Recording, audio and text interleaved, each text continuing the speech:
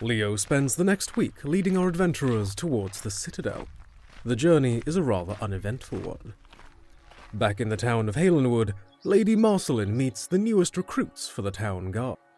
Several young men and women line up behind the guard's barracks. Among them are a few familiar faces. She paces up and down the lineup, looking each new recruit over before stopping at the timid young Tommy. What is your name, kid? Tommy, sir, ma'am. Why are you here, Thomas? You're practically shaking out of your boots. I'm tired of feeling helpless, ma'am.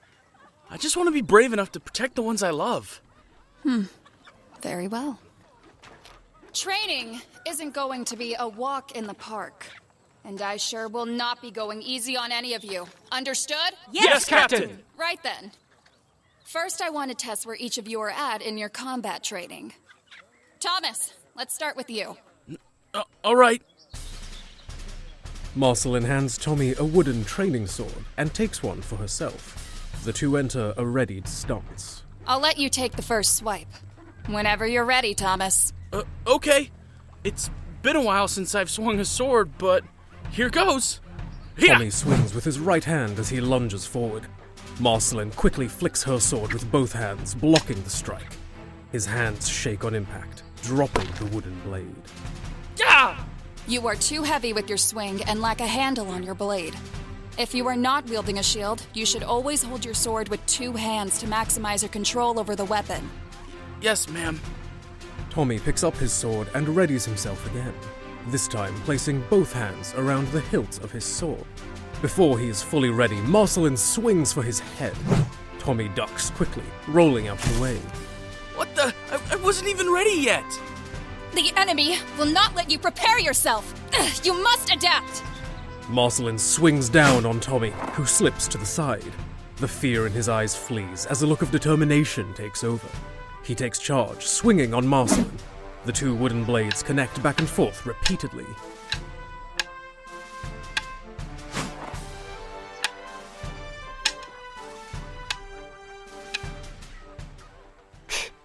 I could take her, no problem. Damn. That Marcy sure is a fine piece of... Oh! You'll find it's a good idea to watch your mouth. And that's captain to you, recruit. Yes, sir. Marceline lowers, swiping Tommy's leg, dropping him to the ground. Very nicely done, Thomas. Marceline offers Tommy a hand, bringing him back up to his feet. So, who's next? Oh, Captain. This young recruit right here thinks he could take you. Wait a second. Is that so? I didn't. How about you close those lips and grab a training sword? Show me what you got. Yes, Captain. Cay'ln grins at the recruit, taking a stance beside the others. The recruit steps forward as he nervously takes up a stance before Marceline.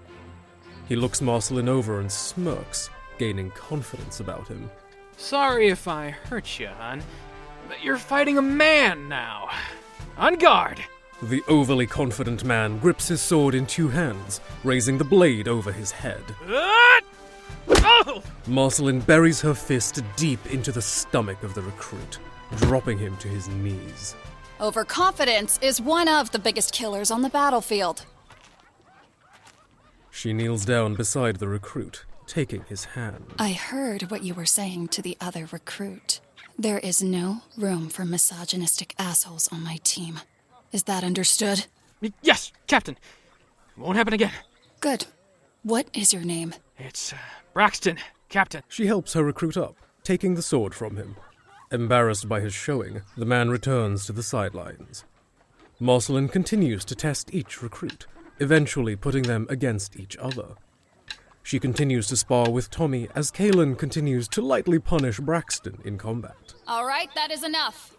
With some more training and the right gear, I might be able to make knights out of you yet. Report to Regal's Forge. He will get you sorted with proper gear. Tell him I sent you. Yes, Captain! The new recruits make their way to Regal's Forge. A healthy plume of smoke rises from the chimney. Like a petulant child, Braxton pushes ahead to be the first inside. Out of my way, runt! Excuse me, hey!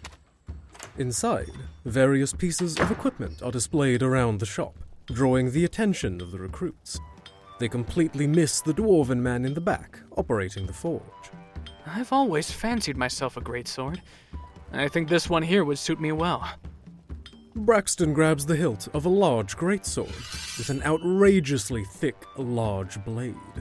Greetings, friends. How can I be of service? The recruits are startled, now noticing the man. He steps out from behind the forge, placing the hot blade on the edge. Ash and soot staining his skin, clothes, and thick beard. Captain Lady Marceline sent us to get some gear. We are the new knights of the town guard. Excellent. Miss Marcy said you would be stopping by. I have just the thing for you all. Come. The sword slowly slides into the molten forge, sinking as Regil steps away. Sir, your blade is melting. Oh, by Bracker's beard. Regil runs to the forge, plunging his hand into the magma. The dwarf removes the red-hot blade from the forge, wiping it clean of excess magma. Phew. That could have been very bad. Your hands! They're... Perfectly fine, lad. Don't you know, a dwarf has thick skin. The recruits give a nervous smile as Regil cleans his hands. Now, let's get you equipped, yeah? As each recruit picks out their primary weapon, Tommy looks around unsure. He watches Braxton wield the greatsword proudly. Rigel reaches the young man and smiles. So how about you, lad? What weapon do you fancy? Yeah, I'm not really sure. I have just the thing for you. The dwarf runs back behind the forge, grabbing a few items from his workbench. He approaches Tommy with a sword and shield in hand. Here you are. The sword and shield. A perfect marriage of offense and defense. Thank you. It's beautiful. Tommy looks over the shield's ornate design. It resembles an eagle and its wings. The red gem in the eye of the bird catches his eye. Oh, that there is a firestone. It's a powerful tool of enchantment. With it, it will protect you from the dangers of the hottest flames. Whoa, really? That's so cool. I appreciate it, sir. Take good care of him, as it will do the same. Later that night, Tommy returns home. He carefully places his sword and shield next to a shabby coat rack before entering the living area. Tommy begins to doff his armor when he is startled by a light. Oh, sorry. I hope I didn't wake you. The man clutches his bandaged abdomen, taking a couple steps into the room. What do you think you're doing? What do you mean? You know damn well what I mean. I promised Mom I would keep you safe, and you go and sign your life away I to... didn't sign anything away, okay? I wanted to do this. I need this. I can't just sit around and be afraid of everything my whole life. Dad is dead. And for the exact same reason. You're all I have left. And I can't lose you too. Tears slowly streak down the man's scarred skin. Tommy hangs his head in defeat, but he pauses, shaking it. Ollie, I almost lost you. In an entire town of people, not one rushed into danger. Had it not been for those two strangers, you would be gone, and this town would still be in constant chaos. Dad taught me a lot more than you know. You're not ready, Tommy. I will be. Dad's training is coming back to me. With more time at boot camp, I will be. You don't have to worry about me all the time, Oliver. I never stop worrying about you, kiddo. I know. You just have to trust me. Okay, fine. I trust you. Now get back to bed, would ya? The priestess said you should be resting. Tommy takes his brother, supporting his arm as they walk back into the dark bedroom. He helps him into bed before turning off the light and makes his way into his own room. Tommy pulls a large chest out of his closet and opens it slowly. Inside are several images of his family. He takes one out. In the image, a young Thomas is held up in the air by his father. Tommy is draped in an oversized cloak that hangs almost to the ground. He smiles softly, staring at his father's captured joy, before setting the images aside and pulling out the same purple cloak from the image. I'll make you proud, Dad. The next few days pass as Marceline and Cay'ln train the new recruits. Marceline stands before them. Each of you have made serious headway in your training, and I think it's time we put this to practice. Braxton and Thomas, you will accompany me on my patrol. Francine and Cay'ln, you will be with Cay'ln. You guys are in for a real good time, I promise. I know all the exciting spots in town. They form the two groups, and they head off in their respective directions. Cay'ln and his recruits head northbound, as Marceline travels towards the forest. So, when do we get to see some real action? Pray that we don't. A quiet day is far better than a busy day, I assure you. Braxton rolls his eyes and surveys the surrounding area. Marceline stops in her tracks, kneeling down to the road. She picks up a muddied hairband and examines it. What do we have here? Seriously? It's just some chick's hair tie. What about it? Maybe, but it's been stepped on, repeatedly. Hairbands aren't typically just falling out of a woman's hair. And even so, why not pick it back up?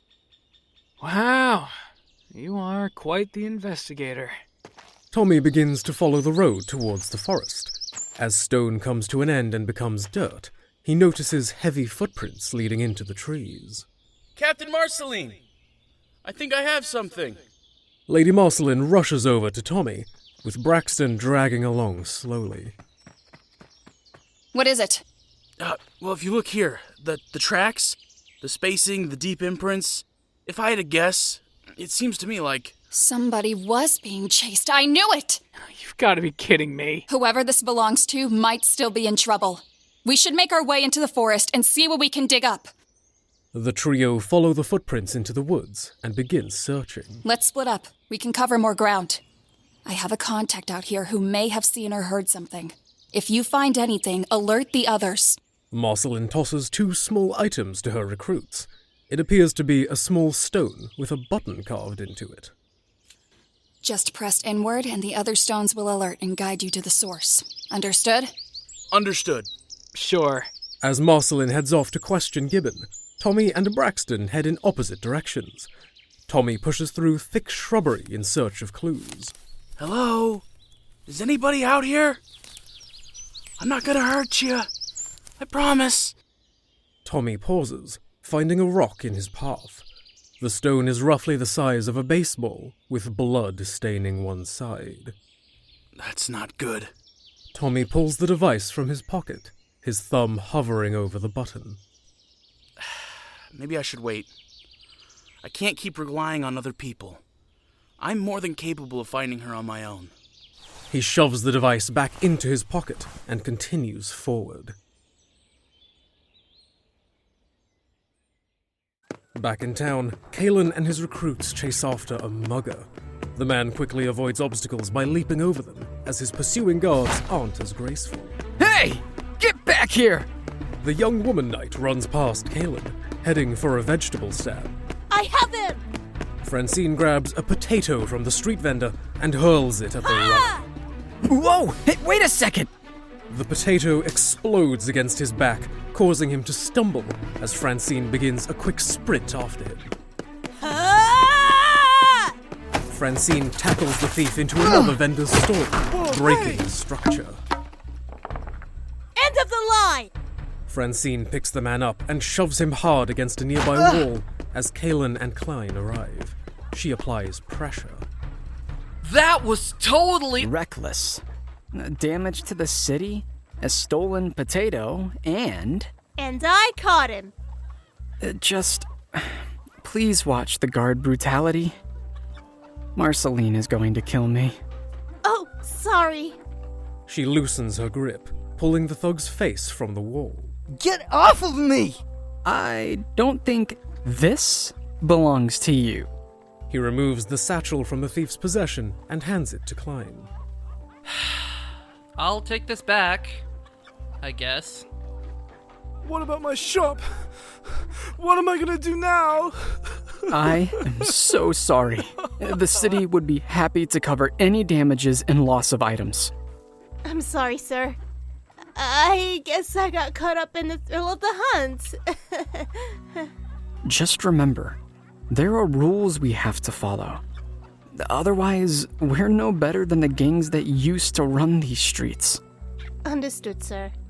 Let's take this thief to lockup, and then you guys get to learn about all the excitement surrounding paperwork. Oh, please, no. As the energy winds down, the thief takes the opportunity. He smashes his way out of Francine's grip and begins running down the road. Ow! Hey! Oh, come on. With a quick sigh, the two start after the thief once more. Cay'ln returns, confused. Hey, where did everyone go? The shopkeep simply points down the road. Not again. The thief breaks away from his pursuers, snatching a bag from a nearby pedestrian. Come on, man. He continues his sprint, passing a familiar wizard.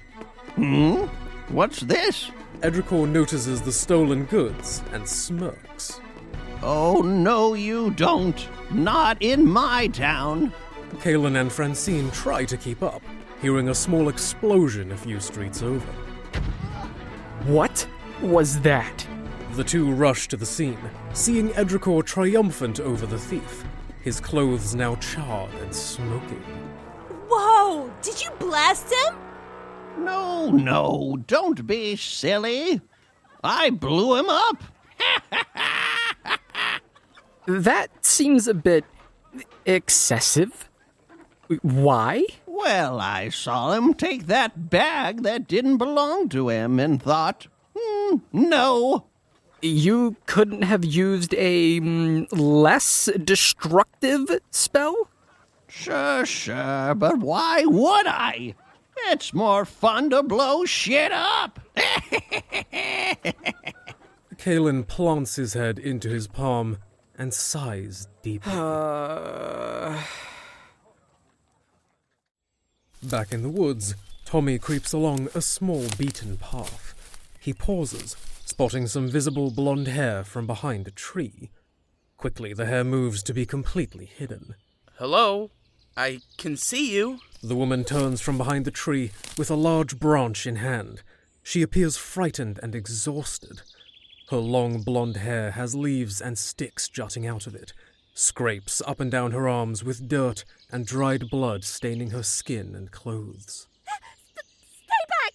I have no problem smashing you over the head with this! Whoa, wait a second. I'm here to rescue you. I'm a knight. The frazzled woman calms down, dropping her weapon to her side. She examines Tommy. Are you even old enough to be a knight? Hey! I'm an adult. Now, would you just let me help you? You can't. They are coming for me. I can't go back. They will never leave me alone. Who? The sound of the forest moving around them alerts Tommy as he looks around. He spots two strange-looking orcs walking through the forest, adorned in armor. What are you doing? Hide! They're coming back this way! Tommy looks back to the scared woman and considers hiding. He reaches into his pocket and presses the stone before stepping forward, drawing his blade. No! They will kill you! Hey! Who goes there? What's this? A junior knight? Me thinks he don't know who we are. Stay back! I'm warning you. Oh.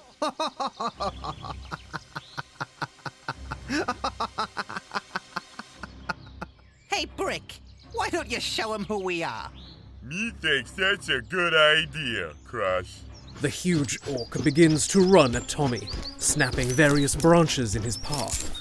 Tommy raises his shield as a large boot flies towards his face. I know you two. You're members of the Valentino crime family.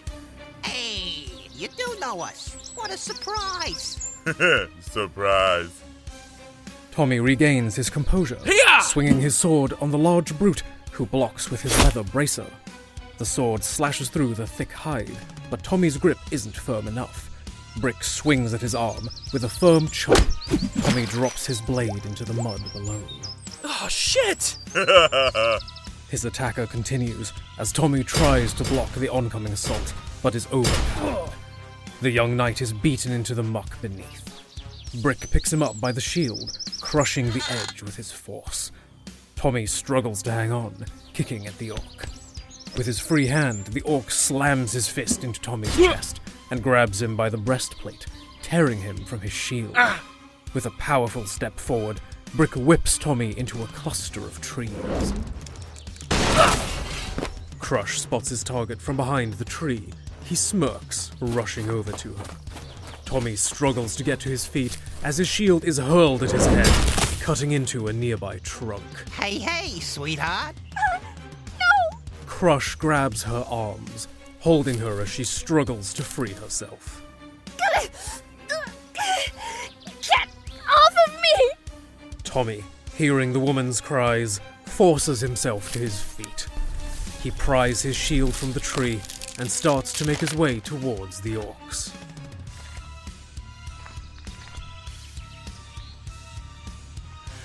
Hey! Leave her alone! Brick, I thought you dealt with the small fry. Me think so too. Sorry, Crush. Oh, that's okay, buddy. We could just take him with us too. The big orc grins gleefully as he turns to face Tommy, who struggles on his approach. Okay, little man. You go with us. Let her go!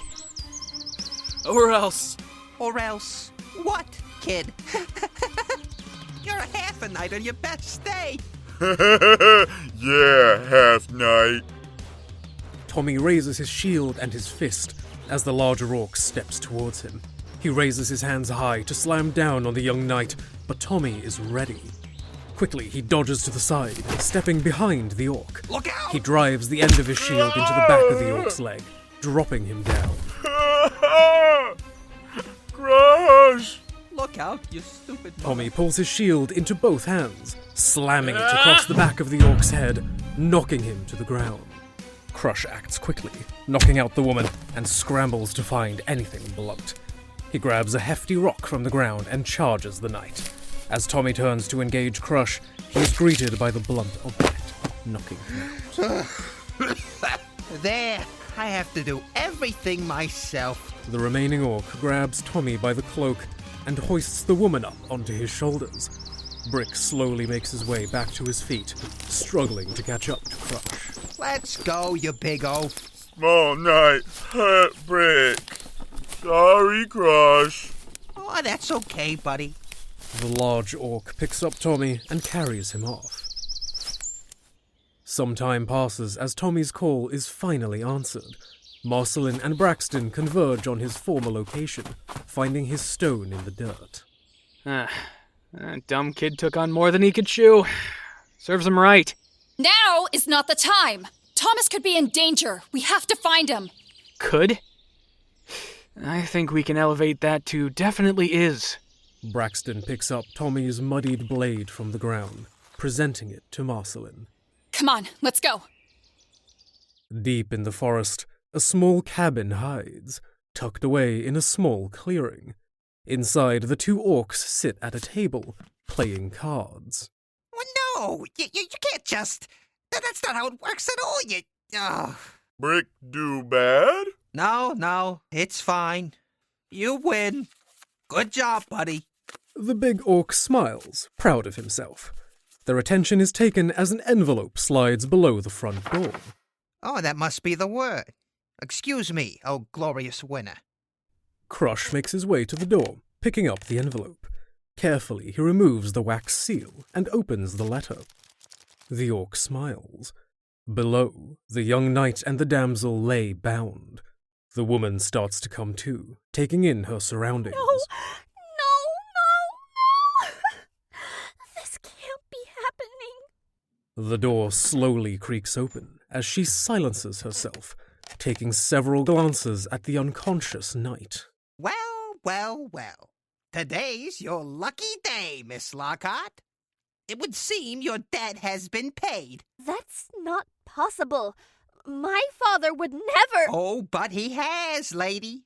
Which means we no longer require your cooperation.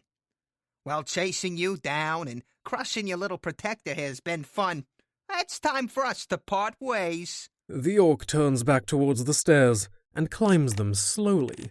The woman shakes off her confusion. Hey, wait! You can't just leave me down here.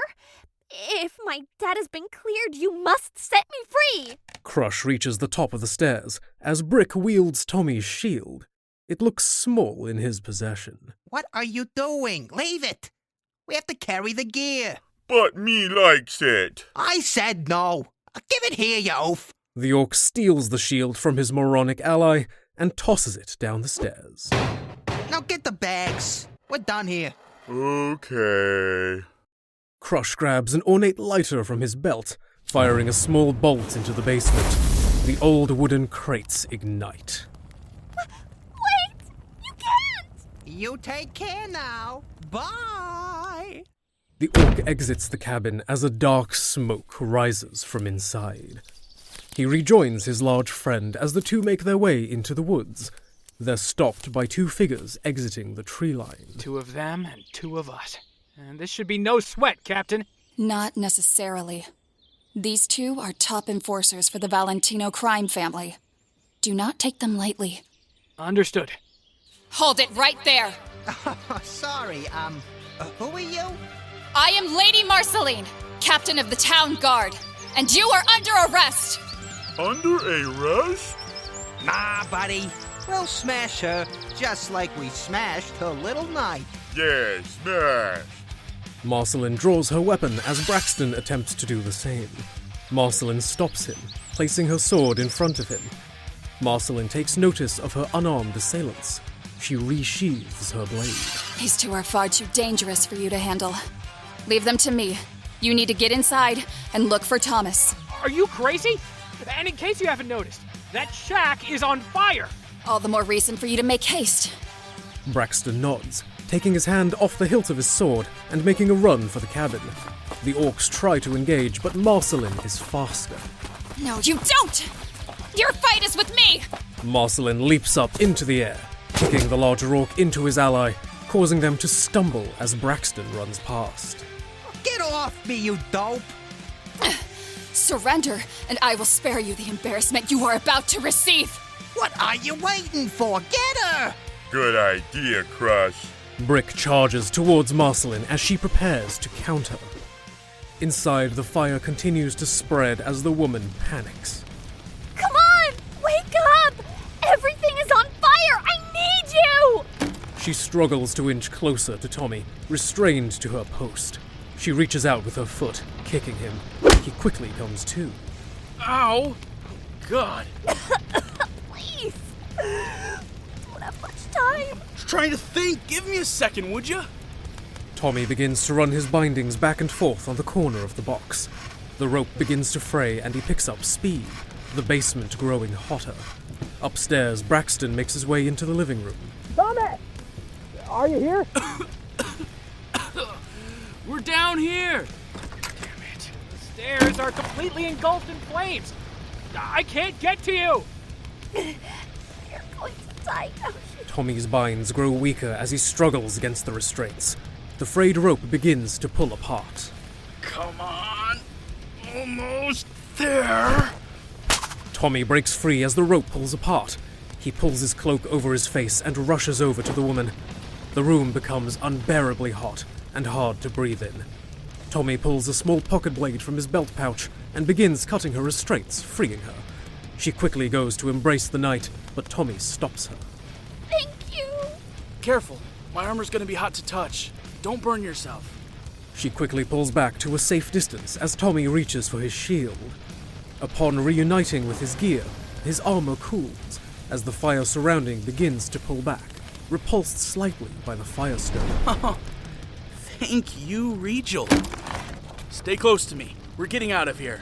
The two make their way towards the stairs, the fire retreating around them as a pail's worth of water splashes against Tommy's shield. What the?